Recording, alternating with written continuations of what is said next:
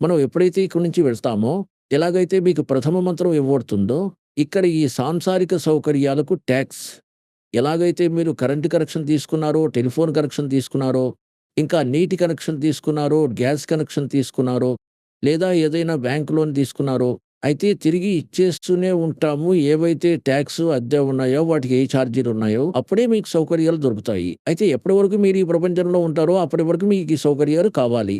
అది ప్రథమ మంత్రం ద్వారా దొరుకుతుంది. వాటి మధ్యనున్న 5 నామముల ద్వారా. ఇంకా ఫస్ట్ అండ్ లాస్ట్ మంత్రం ఏదుందో, ఇది మీ భక్తిలో సత్యలోకానికి వెళ్ళే భక్తికి అదనపు సంపాదన జోడిస్తుంది. ఇప్పుడేదైతే ఈ మంత్రం ఏదైతే ఉందో, మొదటి మంత్రము మీ కంఠకమలం వరకు విముక్తి చేస్తుంది. ఎప్పుడైతే మీరు ఇక్కడి నుంచి వెళ్తారో, అన్నిటికంటే ముందు మీ ఆత్మ మూల కమలంలోకి వెడుతుంది. ఎక్కడైతే గణేష్‌ని కమలం ఉంటుందో అదే వారి ఆఫీసు. అక్కడి నుండి తన అకౌంట్ క్లియర్ చేసుకుంటాడు. తరువాతి చక్రానికి వెడతారు. బ్రహ్మలోకానికి స్వాదిష్టాన చక్రంలోకి. ఆ తర్వాత విష్ణులోకం నాభి చక్రంలోకి, తర్వాత శివుని లోకం హృదయ చక్రంలోకి, తర్వాత దేవీ లోకం కంఠ చక్రంలోకి. మళ్ళీ ఇది త్రికుటికి చేరుకుంటుంది. మళ్ళీ నకిలీ రాజాస్వామి వారు, దందన్ సద్గురు వాళ్ళు అంటారు, మా గురువు అయితే సూటిగా నామాన్ని చెప్తారు, సరాసరి త్రికుటిలోకి వెళ్తాము. ఎక్కడి త్రికుటిలోకి వెళ్తారు? త్రికుటి ఏమైనా బరువాలో బస్టాండ్ అనుకున్నారా? నడిచి వెళ్తే చేరుకోవడానికి, సైకిల్ మీద వెళ్తే చేరుకోవడానికి? త్రికుటిలోకి వెళ్ళాలంటే ఎంతో శక్తి కావాలి తెలుసా? త్రికుటిలోకి వెళ్ళాక 3 మంత్రాలు జపించాల్సి ఉంటుంది. ఓం తత్సత్. ఓం మంత్రం అకౌంట్ త్రికుటిలో ఇవ్వాల్సి ఉంటుంది.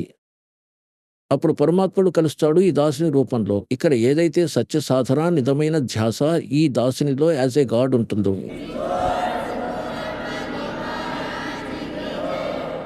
అయితే వారిని తీసుకుని పరమాత్ముడు ధర్మరాజు దర్బారుకి వెళ్తారు. ఎవరైతే ఇక్కడ న్యాయాధీశులో, ఇంకా వారికి ఈ గీత అధ్యాయం నంబర్ 18 శ్లోకం నంబర్ 66లోని విధానాలు కోడ్ చేస్తారు. ఈ దాసుడు అక్కడ మీకు న్యాయవాది అవుతాడు. కబీర్ సాహెబ్ అంటారు, కర్లో గురు వకీల్ ముకదమా భారీ హే, యో కర్లో గురు వకీల్ ముకదమా భారీ హే. అంటే గురువు రోలు ఇక్కడ నుంచి లాస్ట్ వరకు ఉంటుంది. చేసేది భగవంతుడే. నియమితునిగా ఈ దాసుడు ఉంటాడు. అక్కడ అంటారు, అక్కడ కోడ్ ఉంటుంది, అక్కడ ఒక సూత్రం ఉంటుంది. భగవద్గీత 18వ అధ్యాయం 66 శ్లోకం. సంవిధాన సూత్రం అక్కడ ఉంచబడుతుంది. సర్వ ధర్మాన్ ప్రీతజ్ మాం ఏకం శరణం వరజ్. ఇది తీసుకో, ఇది నీ విధానము. ఇంకా ఇవన్నీ ఓం స్థాయి పూజలో అందుకో. అకౌంట్ క్లియర్ చేసుకో. మళ్ళీ మనం వెళ్దాము. దీని నుండి 11వ ద్వారం దాటి వెళ్తాము. ఇక్కడ నుండి 11వ ద్వారం దాటి మనం ప్రవేశిస్తాము. అప్పుడు అక్కడ అక్షర పురుషుని లోకం వస్తుంది.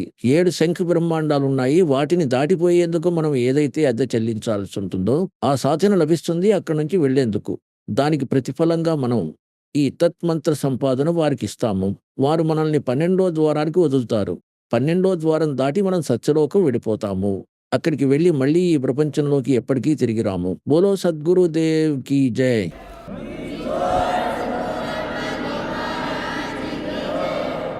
పూర్తి వీడియోను చూడడానికి సంత్ రాంపాల్జీ తెలుగు సత్సంగ్ యూట్యూబ్ ఛానల్ ను ఫాలో చేయండి.